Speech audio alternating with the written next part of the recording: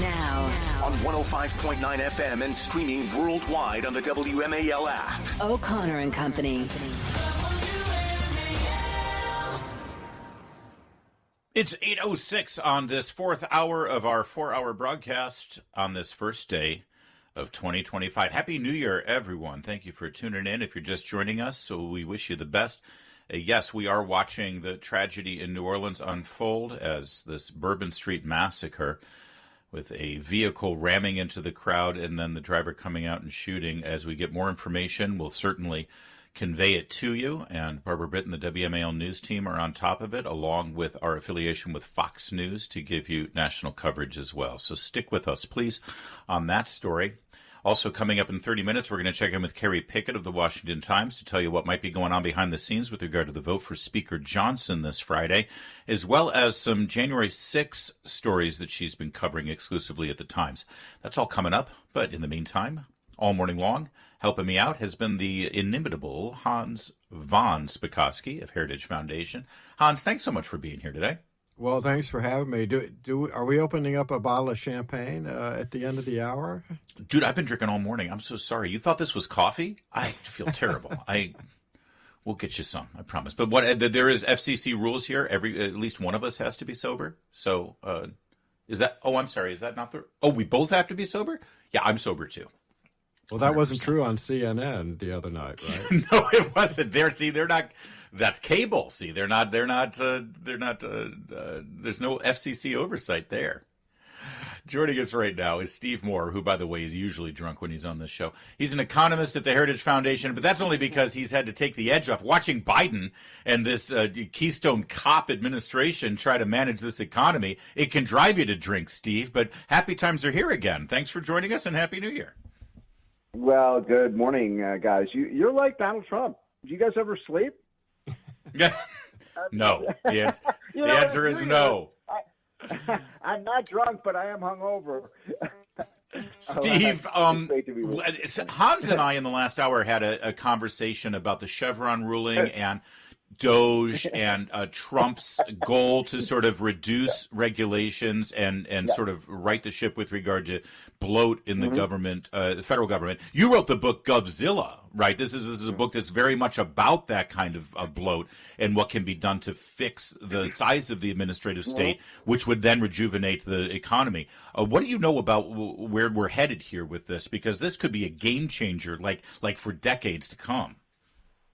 Well, Larry, thanks so much for mentioning my new book, which is called The Trump Economic Miracle. And in that book, we actually recommended that Trump, by the way, I wrote that with my buddy Arthur Laffer, and we recommended in that book that Trump create a commission to examine where the waste and inefficiency is. And that has been, I think, a stroke of political genius. I mean, first of all, who better than Elon Musk to run that thing, who's one of the greatest businessmen of our time. And I think it's going to have I think they're going to come up with hundreds of billions of dollars of waste, inefficiency, fraud, that will one that they just announced the other day, $10 billion a year we spend on rent for empty office buildings. Think of that. That's just ridiculous. I mean, you just can't make this stuff up. And so the more we expose the American people, and look, everyone knows, I don't care if you're a liberal, conservative, Republican, Democrat, everyone knows the government is wasting prodigious amounts of money. But the more you kind of expose this to the American people, I think the easier it makes for Trump to make the case. Hey, we've got some serious downsizing to do. I'm sick and tired of, they're going to cut Social Security benefits and Medicare benefits. No, we're not talking about that. We're cutting the flab in the budget that is driving our country onto the verge of bankruptcy. So I think it's a great project. I think it is going to have a big effect, and we have to do this, folks. I mean, by the way, I don't know if you're aware of this, but we're technically at the stroke of midnight last night. We are now over the debt ceiling. Did you guys know that? Yeah, sorry to ruin your New Year, but we are now. By the way, the debt ceiling. You won't believe this. The debt ceiling is $32 trillion, and we're borrowing $35 trillion. So do the math, folks. We're already technically over the debt ceiling. Now, you're probably wondering, how can they be borrowing more than the debt ceiling? Because they're going to use these extraordinary measures. But sometime in the next, 2 or 3, 4 months, you're going to have a point where you're against the hard ceiling. They can't use any more accounting gimmicks. And so that day is coming very soon. So, Steve, what you're saying is that even though it's an official federal holiday in Washington, D.C., the government printing presses printing our money are working overtime to print more money. Now, look, let me ask you a very serious question, which is Larry and I were talking about the eerie resemblances to Donald Trump coming in, to Ronald Reagan coming in from Jimmy Carter, and the same thing. Ronald Reagan inherited a bad economy, inflation, huge rising prices in oil, in gasoline and groceries, and Trump is getting this, inheriting the same thing. It took quite a while for Reagan to be able to get things under control and improve what turned out to be one of the best economies we've ever had. Yes. What kind of timing do you think it's going to take for Trump, given the same situation? It's a great question, Hans. And the truth is that the first 14 months of Reagan's presidency, in terms of the economy, were brutal. We have, I don't know if you guys are old enough to remember 81 and early 82. It was a very, very severe recession because we had to drain all that inflation out of the system, all of the excess spending and money printing. And one of the reasons that we had a delayed reaction, because once we got the economy going in the middle of 82, it was one of the biggest booms we ever had. Now, I always ask, the Reagan people, like my buddy Art Lapper, who was one of Reagan's chief economists, why did it take so long to get the thing going? And one of the mistakes that we made, and this is important to today because Trump cannot make this mistake, they delayed the tax cuts. They didn't get the tax cuts really going until the middle of 82, even though they passed in mid-81. And so that's why Trump has to sprint. There's a big debate going on right now about what do you do first? Do you do border security? Do you do energy policy? Do you do deregulation? Do you do the tax cuts? I don't look. I'm for all of those things, but we cannot delay the tax cuts because that will delay the recovery. So that should be, item 1 or item 1A on the agenda. Don't wait till the end of the year to get this done. Get it done right away. And I want to remind Larry, your listeners, that the do nothing option is not an option. That's a drop dead option, because if nothing is done this year, by the end of the year, we're facing the biggest tax increase because the Trump tax cuts expire by the end of this year. That's right. Yeah, thank you. So at the very least, they need to make those permanent and then add to them. And I'm with you, 1 and 1A with regard to border Larry, security. Don't forget, all those tips you got. Those aren't going to be taxed anymore. Man, can we do that? Can we take tips on the radio? I'm going to look into that. Otherwise, I might have to get a job at a car wash again. All right, Steve Moore, stay with us. We got some questions for you with regard to what needs to be addressed right away with regard to inflation. You sort of touched on it there, but I want to get specific on fixing inflation, and especially when it comes to some of the tangible items that really hit home, like eggs and milk and things and energy, which I think is the easiest one to hit first, and it affects everything else. But also, we got to talk about entitlements, or so-called entitlements, because that's the serious majority of the budget, and something has to get done, whether anyone has a political will to do it. Steve Moore is not a political appointee or an elected official, so he's the only one who will actually tell the truth about it. We'll get to that in a moment. First, though, it's 8:15. We continue with Steve Moore of Heritage Foundation. He, of course, is an economist and an economic advisor to the Trump campaigns, and formerly in the first term an economic advisor. So, Steve Moore, first of all, what can immediately be done to have an effect on inflation? I mentioned energy costs and what Trump can do with regard to energy exploration here, pipelines, et cetera. That actually does have an effect on all those other things, because energy raises the cost of energy affects the cost of everything. Yeah, sure. By the way, I love your show. I love the fact that you play America. I just saw them a couple of months ago, and one of my favorite groups of all time, Sister Golden Hair. Mine as well. So we have another thing in common. That's why that music is there. On the energy front, that's a critical. Oh, by the way, before I forget, because you asked me about the tax cut and what happened under Reagan and when he took over for Jimmy Carter.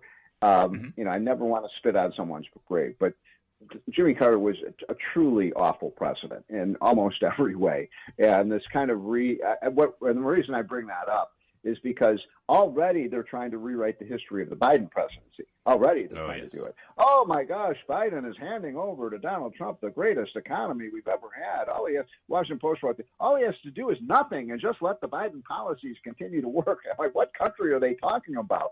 I mean, what happened under Biden was, what I call the 3Ds, the massive increase in the debt, the massive increase in deficits, and the massive decline in income for the average American. I mean, the average American lost money. They were poorer after 4 years when you adjust for inflation than they were when Trump left office in his first term. So this mythology that somehow, oh my gosh, everything Biden did work is simply so untrue. And one of the areas where Biden really screwed everything up was that energy policy. Do you guys remember, by the way, what Joe Biden's first act of presidency was? The Keystone Pipeline, right? Yes, exactly. Ding, ding, ding. You got it. And why would you do that? Why would you try to destroy America's energy infrastructure so we can't get the oil and gas from North Dakota to Boston? We're going to fix that, and that is a very high priority. We're going to bring the price of oil and gas down. We're going to drill, and also we're going to use our natural gas, which we have more of than any other country in the world. We're, Elon Musk and even Bill Gates now are into building nuclear power. We should do all of this, but the idea that you're going to run a nearly a $30 trillion economy with windmills, dumbest thing I ever heard. So we are going to fix our energy policy, and that's going to not only help our economy a lot, but it's also going to hurt our enemies like Iran and Russia and other countries. So that's critical to this whole process. That second point, Steve, is really important because I don't think a lot of folks realize, but the higher the price of oil and natural gas, the better it is for Iran and Russia because they produce huge amounts of oil, and that's how they've been financing both terrorism and, for example, the war in Ukraine, right? Of course, and in fact, I'll make a prediction on your show, and I'm not a foreign policy expert, far from it. But write this down, Larry. Within 6 months of the Trump presidency, you will have an armistice in Ukraine. I think Trump is going to drag Russia and Ukraine to the bargaining table. They're going to make a peace treaty. I don't know how long it'll last, but this is classic Trump. He's going to go to Ukraine and say, if you don't go to that peace table, you're not getting another, $50 billion check from us. And then he's going to go to Putin. He's going to say, unless you start negotiating, we're going to drive that oil price so low, we're going to bankrupt your country. And you know what? They're going to negotiate. I have written it down. Yeah, that very well may be true. Like I said, that very well would be true because it was when Ronald Reagan drove down the price of gas. That's what economically helped collapse the Soviet Union, so that we have Russia, the remaining Russia today, right? Yeah. Yeah. Well, and by the way, do you guys remember what happened on the day of Ronald Reagan's inauguration? Oh yeah. Remember the Iranian hostages were released? Yeah, Absolutely. You got it. Yep. You think that happened? Yep. By the way, Carter took credit for that. Of course. Hey, Steve, while I've got you, though, we talked about the budget. We talked about cutting some bloat.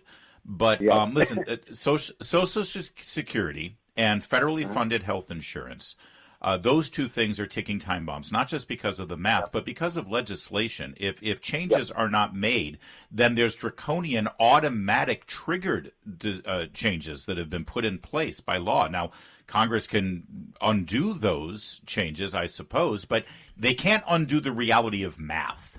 So what needs to be done? What could be done politically, especially considering Trump basically has said, I don't want to touch that. Well, I think Trump is right in saying I'm not going to cut Social Security or Medicare. Now, I want to put a little asterisk there. What he's saying is I'm not going to cut your benefits.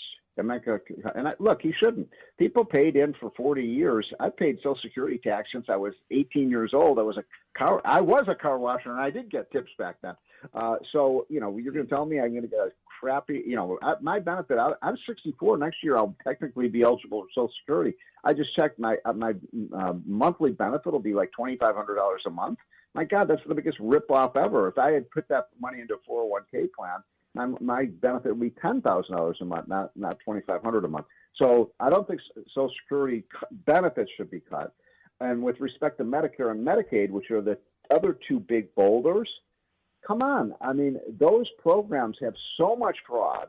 So we know this. Over $100 billion a year is stolen by fraudsters from these programs.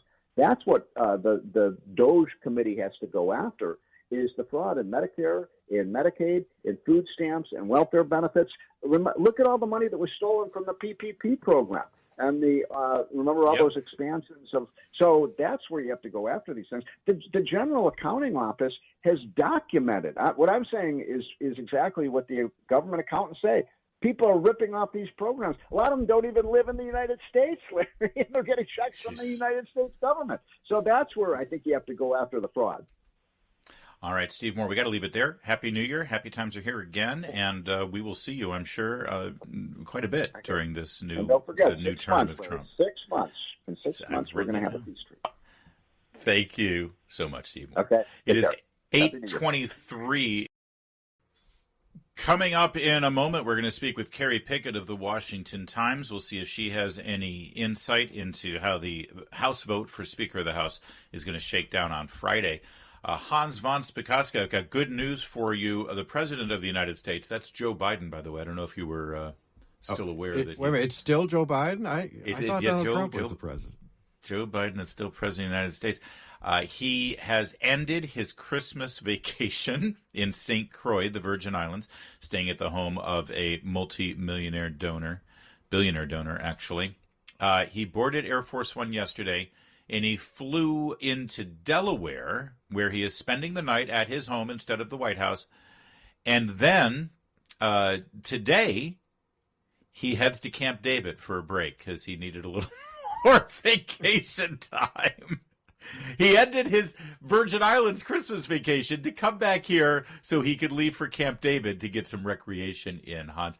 It's beyond parody at this point, this president. Well, I think he may work his way into the record book for presidents of taking the most vacations of anyone we've ever had in the presidency. Now, for some of us, we might think that was actually a good thing, right, Larry? Because the more time he was in office, the more trouble he could cause. Exactly. Do no harm. Listen, I wish Congress took this many vacations. You know, whenever they're in town, that's when they mess things up. But if you're wondering, I believe it is a record. Here's the tally. As of now, I mean, we got to keep adding to this while he hangs out in Camp David, and Lord knows he'll probably take another vacation between now and January 20th. But as of now, 575 days.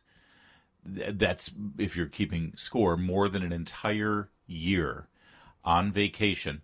That would be 40% of his presidency, Hans.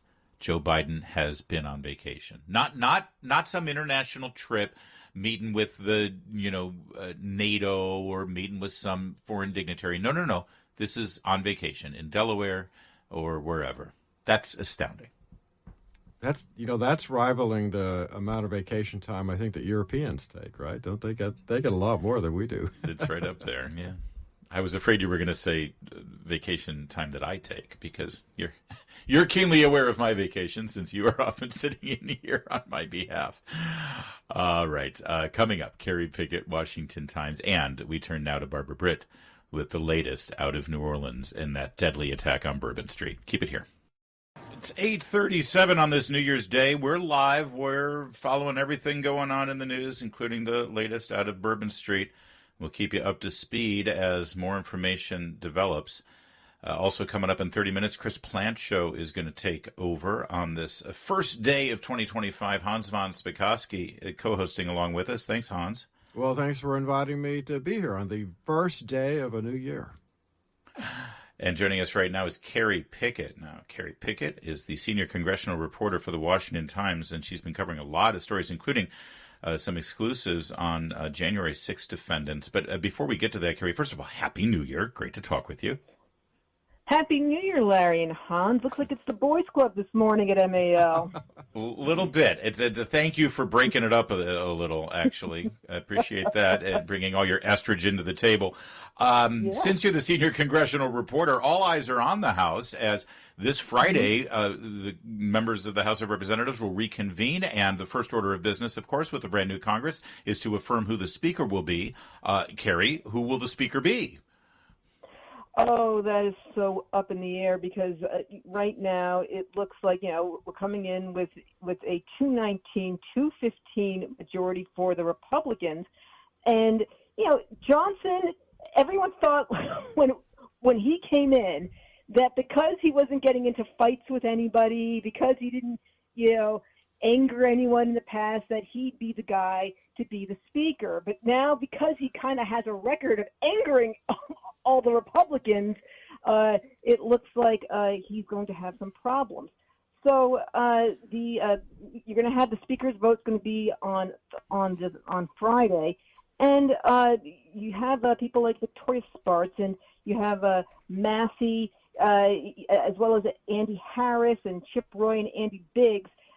They are really the holdouts, and the problem for Johnson is that all you need is one Republican to say no, and that is going to be a big problem for him. So here's the question. I recognize that Massey could say no. Roy, so far, he's on record saying that he's undecided, but he could say no. Any of those individuals that you just mentioned could say no. The problem is, short of an alternative, like nobody's got a plan B here, Kerry. They may not, they want to vote for Johnson. They may want to punish Johnson for whatever reason. But until they have someone else to rally around, this is all a waste of time. Isn't that, I'm guessing, why Trump endorsed Johnson? Said, let's just go. No one's emerged. No one says they want to be Speaker. And we've got an agenda. We've got business to do. Let's just rally behind Johnson. That kind of makes sense, doesn't it?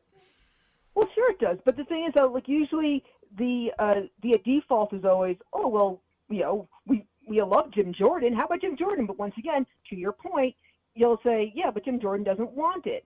And they'll always put out like a bunch of names. And Jim Jordan, by the way, said, oh, no, but I want Johnson. They're actually buddies, I think. Johnson and Jordan actually work together in judiciary very closely. Exactly. And keep in mind, too, that we went through 3 weeks of trying to find a new speaker after McCarthy was ousted, and 15 rounds of voting when they finally ended up getting Johnson. So and keep in mind that if we don't certify a speaker, then they'll say, well, it's just going to be delayed a little bit. It won't even be just the delaying of the certification of the presidential election on the 6th. It could also be the delaying of the actual inauguration. So it could be a bit of a problem.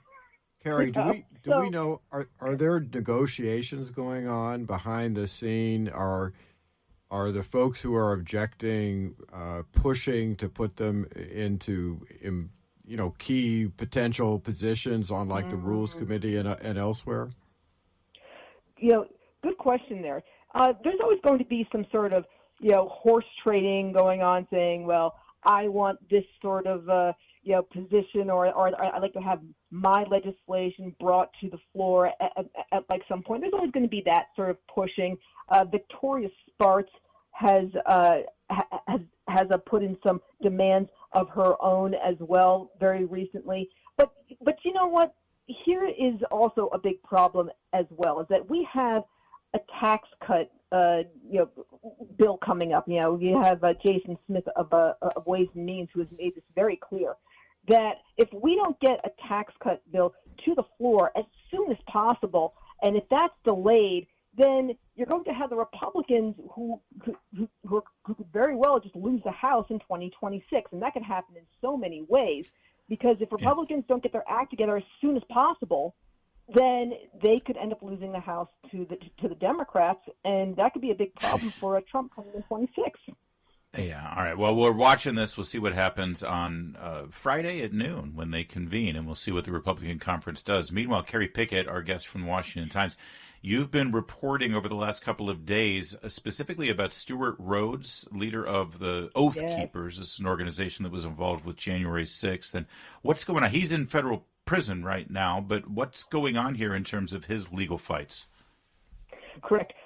He was sentenced to 18 years for seditious conspiracy, among and obviously that is a huge felony, among other crimes by the DOJ for his involvement on January 6th.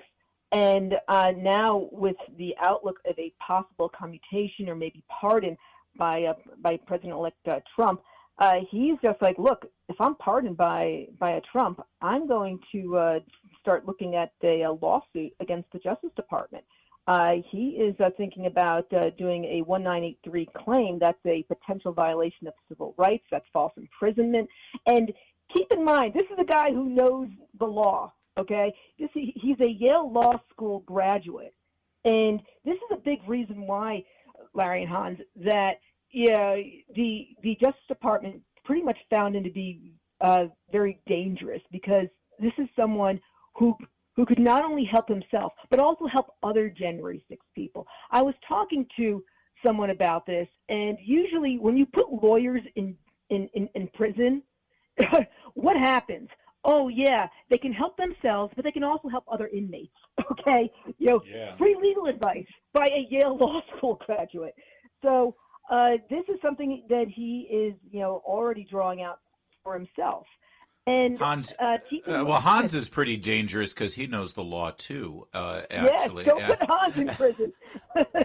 Hans, what does this look like exactly? And is this being taken into account as Trump starts to evaluate the January 6 pardons that he's promising?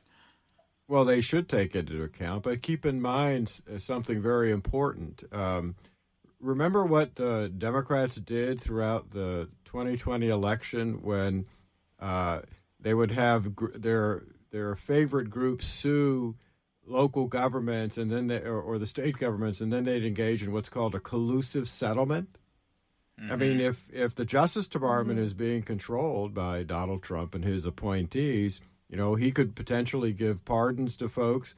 They then file civil rights lawsuits against the government for the way they were prosecuted, and the Justice Department might decide not to defend those, but instead say, you're right, you were wrongly prosecuted. How much money do you want? And they could collusively settle those cases. That's a possibility. Kerry, stay there, because I know you've got some other reporting about some of these January 6 prisoners, not defendants, are actually being convicted. And I want to get to that with you in just a moment. Kerry Picket, Washington Times. It's 8:45. Finally, the truth behind the headlines. It's the Vince Coglianese Show, weekdays 3 to 6 on WMAL.